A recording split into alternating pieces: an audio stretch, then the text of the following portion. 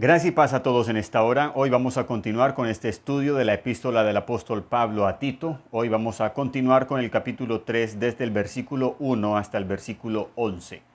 Vamos a mirar esta sección con el tema salvos, no por obras, para obras.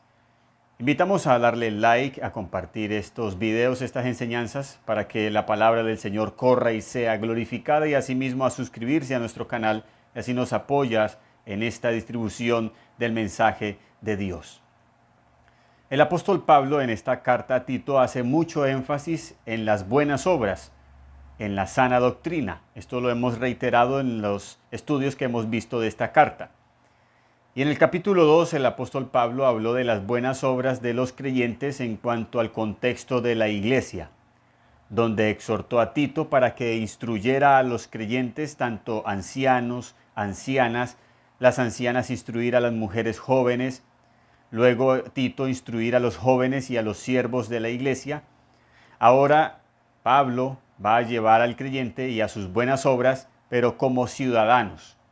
Dice el versículo 1, recuérdales que se sujeten a los gobernantes y autoridades. Así que el creyente debe ser un buen ciudadano. Esto debiera ser una redundancia. Los creyentes debemos ser los mejores ciudadanos. Así es lo que Pablo está diciendo. El versículo 1 nos presenta allí la palabra dispuestos, del verbo griego proskartereo, que significa perseverar, persistir, estar siempre listo para toda buena obra. Los creyentes debemos perseverar en toda buena obra, persistir en buenas obras, estar siempre listos para toda buena obra. Las buenas obras entonces son indicativo de un verdadero creyente. Esto es lo que hace énfasis también el apóstol Santiago allí en su carta, directamente el capítulo 2, versículo 17, donde nos dice: así también la fe, si no tiene obras, es muerta en sí misma. El capítulo 1, versículo 27 también nos dice: la religión pura y sin mácula delante de Dios el Padre es esta: visitar a los huérfanos y a las viudas en sus tribulaciones, es decir, buenas obras, y guardarse sin mancha del mundo, es decir, una vida de santificación. En el capítulo 2, versículo 15 y 16, nuevamente nos dice Santiago: si un hermano o una hermana están desnudos y tienen necesidad del mantenimiento de cada día, y alguno de vosotros les dice: id en paz, calentaos y saciaos, pero no les dais las cosas que son necesarias para el cuerpo, ¿de qué aprovecha? Así también la fe, si no tiene obras, es muerta. Así que los creyentes debemos primeramente hacer buenas obras, ser buenos ciudadanos en el contexto gubernamental, que es lo que Pablo nos está presentando en el versículo 1. Es decir, lo que tiene que ver con las leyes donde vivimos, siempre y cuando no sean contrarias a la palabra del Señor. Y en esto, nuestro Señor Jesucristo nos dejó ejemplo. Y vamos a mirar en Mateo capítulo 22, el versículo 15 al 22, la cuestión del tributo. Entonces se fueron los fariseos y consultaron cómo sorprenderle en alguna palabra. Y le enviaron los discípulos de ellos con los herodianos diciendo: Maestro, sabemos que eres amante de la verdad y que enseñas con verdad el camino de Dios, y que no te cuidas de nadie porque no miras las apariencias de los hombres. Dinos, pues, ¿qué te parece? ¿Es lícito dar tributo a César o no? Pero Jesús, conociendo la malicia de ellos, les dijo: ¿por qué me tentáis, hipócritas? Mostradme la moneda del tributo. Y ellos le presentaron un denario. Entonces les dijo: ¿de quién es esta imagen y la inscripción? Le dijeron: de César. Y les dijo: dad pues a César lo que es de César, y a Dios lo que es de Dios. Oyendo esto, se maravillaron, y dejándole, se fueron. Luego también encontramos en este mismo Evangelio de Mateo, capítulo 17, el versículo 24 al 27, otro asunto con respecto a un impuesto, en este caso, impuesto del templo. Cuando llegaron a Capernaum, vinieron a Pedro los que cobraban las 2 dracmas y le dijeron, ¿vuestro maestro no paga las 2 dracmas? Él dijo, sí. Y al entrar él en casa, Jesús le habló primero diciendo, ¿qué te parece, Simón? Los reyes de la tierra, ¿de quiénes cobran los tributos o los impuestos? ¿De sus hijos o de los extraños? Pedro le respondió, de los extraños. Jesús le dijo, luego los hijos están exentos. O sea, que este impuesto era una injusticia. Versículo 27.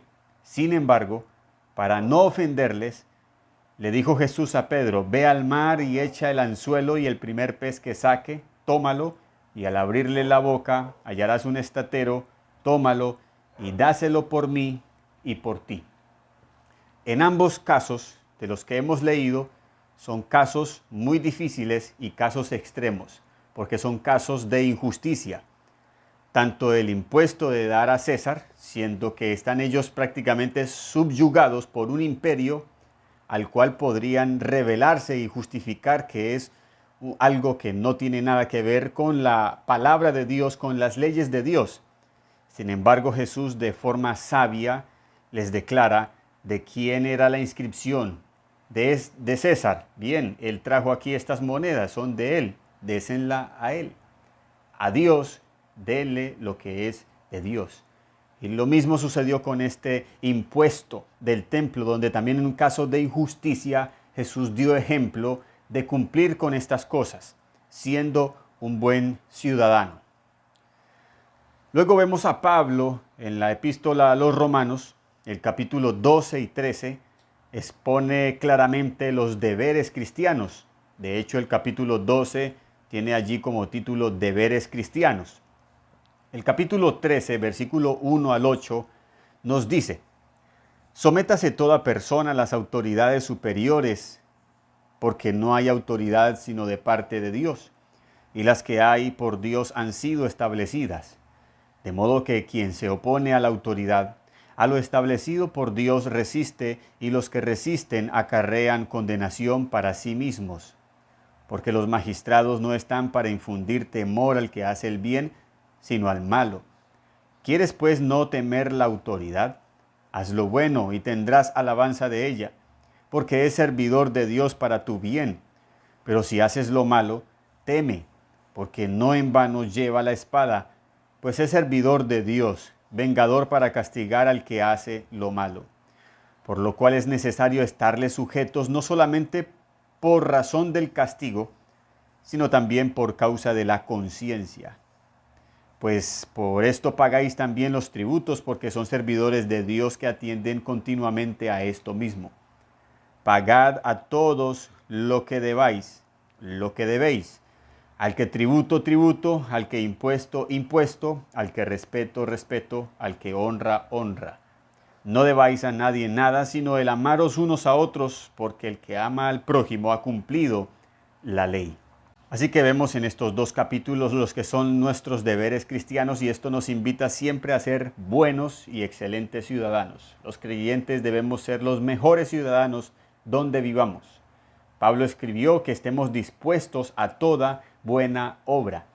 Y luego en el versículo 2 escribe lo que no debemos hacer. Dice que a nadie difamen, que no sean pendencieros, sino amables, mostrando toda mansedumbre para con todos los hombres.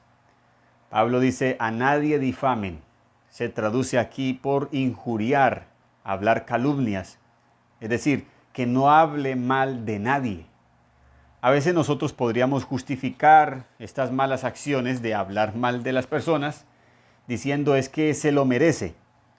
Pero nos cae bien leer lo que dice Romanos, allí nuevamente el capítulo 12, el versículo 17, 19 al 21, donde dice el apóstol Pablo, no paguéis a nadie mal por mal, procurad lo bueno delante de todos los hombres. Si es posible, en cuanto dependa de vosotros, estad en paz con todos los hombres. No os venguéis vosotros mismos, amados míos, sino dejad lugar a la ira de Dios, porque escrito está, mía es la venganza, yo pagaré, dice el Señor. Así que si tu enemigo tuviere hambre, dale de comer, si tuviere sed, dale de beber, pues haciendo esto, ascuas de fuego amontonará sobre su cabeza. No seas vencido de lo malo, sino vence con el bien el mal. A veces nosotros pensamos al revés. No, yo no le doy a esa persona porque no me cae bien. Si hacemos esto, no estamos obrando conforme al Evangelio. La palabra nos enseña lo contrario. Si esa persona nos considera a nosotros como su enemigo, a él debemos darle de comer, a él debemos darle de beber. No ser vencido por su acción negativa, pecaminosa de él, sino con el bien nosotros vencer el mal. Luego el versículo 3, el apóstol Pablo dice, porque nosotros también éramos en otro tiempo insensatos, rebeldes, extraviados, esclavos de concupiscencias y deleites diversos, viviendo en malicia y envidia, aborrecibles y aborreciéndonos unos a otros. El versículo 3 es la razón del versículo 2, del por qué no debemos difamar ni ser pendencieros, sino amables, mostrando mansedumbre para con todos, es porque nosotros antes éramos esas personas. Nosotros hacíamos lo mismo de esas personas, lo cual nos invita a actuar con misericordia, siempre pensando en que nosotros un día estuvimos en esa condición. Los versículos 2, 3 y 4 empiezan con unas palabras conectoras que son muy importantes a la hora de interpretar las Escrituras. Por ejemplo, el versículo 2, el apóstol Pablo dice que a nadie difamen. El versículo 3 inicia con el conector porque nosotros también éramos en otro tiempo. Y el versículo 4 inicia con ese conector pero, cuando se manifestó la bondad de Dios. La mejor de todas estas es el pero, porque en su mayoría de veces en la Biblia siempre habla de buenas noticias. Es entendible que los hombres sin Dios difamen, sean pendencieros, insensatos, rebeldes, todo lo que dice el versículo 3, pero no a quienes se ha manifestado la bondad de Dios. Y esa es la razón por la que el apóstol Pablo exhorta a que seamos nosotros, que éramos en otro tiempo, ahora nos invita a que no seamos así, puesto que se ha manifestado la gracia de Dios, la bondad de Dios, nuestro Salvador. Ahora, esto no significa que el creyente no sienta hacer o actuar mal. Por cierto, lo hacemos y sentimos el mal y actuamos mal muchas veces. Pero ahora tenemos la capacidad por la bondad de Dios para someter el mal por medio del Espíritu Santo. Ahora, el versículo 5 es la explicación de cómo fuimos salvos. Pablo, aunque en esta carta hace énfasis en las obras, no quiere decir que por ellas nosotros somos salvos. El versículo 5 dice, nos salvó, no por obras de justicia que nosotros hubiéramos hecho. Así que Pablo aquí explica cómo fuimos salvos. Primero, por misericordia de Dios. Segundo, por el lavamiento de la regeneración. Tercero, por la renovación en el Espíritu Santo. Primero, por misericordia, que significa por el favor inmerecido que Dios tuvo a bien hacer con nosotros, los hombres pecadores, dándonos salvación y vida eterna, dándonos la fe para creer en su evangelio que Él mismo trajo por medio de Cristo a esta tierra, derramando su sangre que nos limpia de todos nuestros pecados, resucitando de entre los muertos para luego llevarnos a la gloria eterna. Todo lo hizo Dios y por misericordia nos salvó. Segundo, por el lavamiento. Esto es una metáfora alusiva a la palabra de Dios, como dijo nuestro Señor Jesucristo en Juan 15:3. Vosotros estáis limpios por la palabra que les he hablado. La palabra nos limpia, la palabra nos santifica. Jesucristo dijo, santifícalos en tu verdad, tu palabra es verdad. Y tercero, por la renovación en el Espíritu Santo. El diccionario Vine dice referente a esto. Esto no es un nuevo otorgamiento del Espíritu Santo, como un bautismo del Espíritu Santo, sino un avivamiento de su poder constantemente, desarrollando la vida cristiana. Este pasaje pone el acento en la operación continua del Espíritu Santo de Dios morando en el creyente para llevarlo a toda buena obra. El versículo 6 y 7 dice, el Espíritu Santo, el cual derramó en nosotros, no por medida, sino abundantemente, por Jesucristo nuestro Salvador, para que justificados por su gracia, viniésemos a ser herederos conforme a la esperanza de la vida eterna. Ya en estos versículos, luego de Pablo haber explicado cómo fuimos salvos, en el versículo 8 retoma el tema de las obras, que es el énfasis de esta carta y también en este capítulo 3. Palabra fiel es esta, y en estas cosas quiero que insistas con firmeza, le dice Pablo a Tito, para que los que creen en Dios procuren ocuparse en buenas obras. Estas cosas son buenas y útiles a los hombres.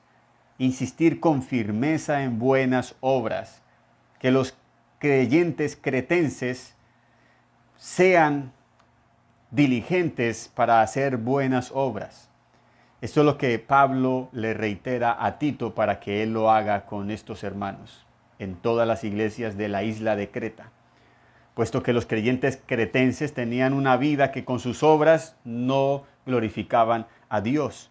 Profesan conocer a Dios, pero con los hechos lo niegan, siendo abominables y rebeldes, reprobados en cuanto a toda buena obra. De ahí el énfasis que Pablo hace en las buenas obras y en la sana doctrina de estos hermanos en Creta por medio de Tito. Y por último, quien insista en lo contrario, hay que tomar decisiones radicales. Pablo exhorta y anima a Tito diciéndole, pero evita las cuestiones necias y genealogías y contenciones y discusiones acerca de la ley, porque son vanas y sin provecho. Al hombre que cause divisiones, después de una y otra amonestación, deséchalo, sabiendo que el tal se ha pervertido y peca y está condenado por su propio juicio. Condenado por su propio juicio. Esto significa ellos se han autocondenado. Se están condenando a sí mismos al hacer lo mismo con lo que condenan a los otros. Es decir, el asunto es este. Los que causaban división, que eran también llamados los judaizantes, lo hacen condenando a quienes no guardan ciertas leyes o aceptan ciertas genealogías y fábulas y cuentos, cuando precisamente eso mismo los aparta de la verdad a ellos, como ya había dicho Pablo en el capítulo 1, versículo 14, no atendiendo a fábulas judaicas ni a mandamientos de hombres que se apartan de la verdad. O como también lo había dicho en la segunda carta a Timoteo en el capítulo 2, versículo 16, mas evita profanas y vanas palabrerías que conducirán más y más a la impiedad. Estas cosas hacen impíos a los creyentes. Versículo 18, de los cuales Himeneo y Fileto se desviaron de la verdad por estar en estas discusiones, contenciones y divisiones. Así que ellos se condenan a sí mismos, puesto que la justificación de ellos está basada en esas cosas, en las cosas de la ley, en los mandamientos de hombres, en las genealogías, en las fábulas y en todas esas cosas que ellos presentaban como parte de la justificación y condenaban a quienes no lo hacían. Esas cosas justificaban a ellos, o al menos ellos creían y se justificaban en ellas, y no en Cristo Jesús, quien es nuestra verdadera justicia, para que fuésemos justificados solamente por la gracia de Dios en Cristo Jesús. Por lo cual y por lo tanto, entonces ellos se condenan a sí mismos, como dice Pablo, se están condenando por su propio juicio. Ni siquiera es una acción que la iglesia está llevando a cabo contra ellos, sino que ellos mismos, al poner estas cosas como eminentes dentro de la iglesia, están desechando al mismo Cristo, quien justifica al hombre. Lo único que Pablo le dice a Tito es, deséchalo al que haya causado y cause divisiones, después de amonestarlo una y otra vez, es decir, después de ser amonestado por 2 veces, quien insista en divisiones, hay que tomar decisiones radicales. Salvos, no por obras, para obras. Gracia y paz.